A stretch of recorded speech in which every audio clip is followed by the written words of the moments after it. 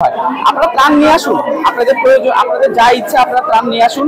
চিরা, মুড়ি, বিস্কিট বা শুকনো জাতীয় খাদ্য যা আছে সেগুলো সবকিছুই নিয়ে আসুন। কিন্তু একটা বিষয় খেয়াল রাখবেন যে আসার সময় যেন অবশ্যই কিছু মেডিসিন, নাপা, ডায়রিয়ার ওষুধ, স্যালাইন, পানি পিউরিফাই করার ওষুধ, আর আপনারা যদি খেজুর নিয়ে আসতে চান তাহলে তো আলহামদুলিল্লাহ খেজুর নিয়ে আসলে ভালো হয়। যেদিন স্বাধীনতা হয়েছিল, স্বৈরাচারী সরকার যখন নিপাত হয়েছিল, ওই দিন কিন্তু আমাদের সাথে সারা দিয়ে কিন্তু সবাই রাস্তায় নেমে আসছিল। আজকে বৈষম্য বিরোধী ছাত্র আন্দোলন যখন ডাক দিয়েছে, আলহামদুলিল্লাহ ছাত্র জনতা, যাদের সামর্থ্যবান যারা নাগরিক রয়েছেন তারা আমাদের পাশে এসে দাঁড়িয়েছেন।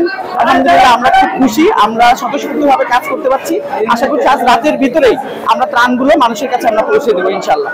পাশাপাশি যে ডায়রিয়া বা যে মেডিসিনগুলো দরকার, যারা আসছেন তারা আশা করছি যে তারা শুকনো খাবারের সাথে সাথে স্যালাইন এবং মেডিসিনগুলো আপনারা নিয়ে আসবেন।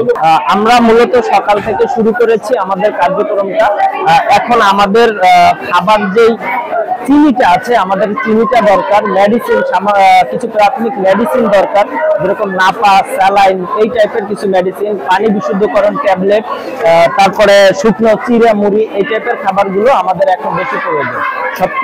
মূলত আমাদের এখন গুড়, চিনি এবং যে প্রাথমিক চিকিৎসার যে মেডিসিন, নাপা, তারপরে স্যালাইন, খাবার ছিলেন, এগুলো আমাদের এখন। আসলে আমরা সাধারণ মানুষের থেকে রেসপন্সটা পাচ্ছি।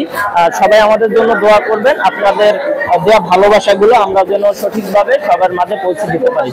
জনগণ যে ত্রাণগুলো নিয়ে আসছে সেগুলো অলরেডি প্যাকেজিং এর কাজ চলমান আছে, প্রায় শেষ পর্যায়ে। তো আমরা এই ত্রাণগুলো প্যাকেজিং করে আজকে রাতেই কয়েকটি টিম অঞ্চলে আমরা টিম ভাগ করে বিভিন্ন এলাকায় টার্গেট করে যাদের এখন ইমিডিয়েট ত্রাণ প্রয়োজন সেখানে আমরা পৌঁছাবো। এছাড়াও আপনারা জানেন যে আমাদের বৈষম্য বিরোধী ছাত্র আন্দোলনের পক্ষ থেকে 50টিরও অধিক বোট ফেনীতে উদ্ধার কাজের জন্য পাঠানো হয়েছে। এছাড়াও আরো অনেক বোট পাঠানোর কার্যক্রম চলমান আছে। এখানে মানুষজন মুড়ি, চিরা থেকে শুরু করে বিস্কিট, বিভিন্ন শুকনো খাবার, এছাড়াও অনেকে আপনার স্যালাইন নিয়ে এসেছেন, অনেকে ছাতা নিয়ে এসেছেন, এছাড়াও অন্যান্য প্রয়োজনীয় বিভিন্ন জিনিসপত্র মানুষ নিয়ে এসেছেন।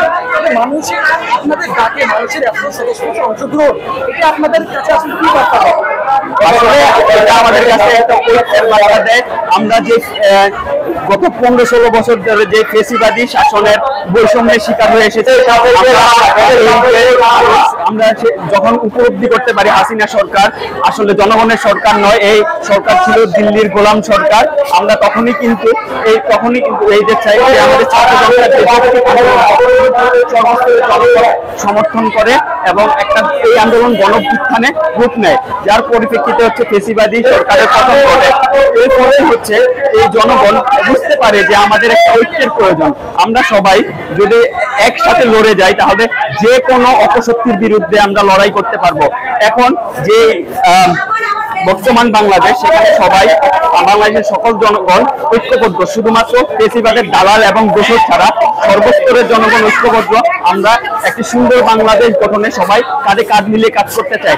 আর বাংলাদেশের সাধারণ জনগণ এটা বুঝে গেছে যে এই যে বর্তমানে যে বন্যাটা বাংলাদেশে আসলো, এটা আসলে প্রাকৃতিক বন্যা নয়, এটা রাজনৈতিক বন্যা। সে কারণে দেশের সর্বস্তরের মানুষ এই জায়গায় একমত।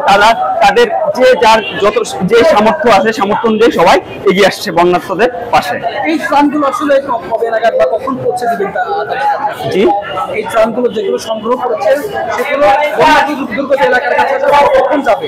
আমরা আজকে রাতেই কয়েকটা টিম এই ত্রাণগুলো নিয়ে যাওয়ার কথা। কয়েকটা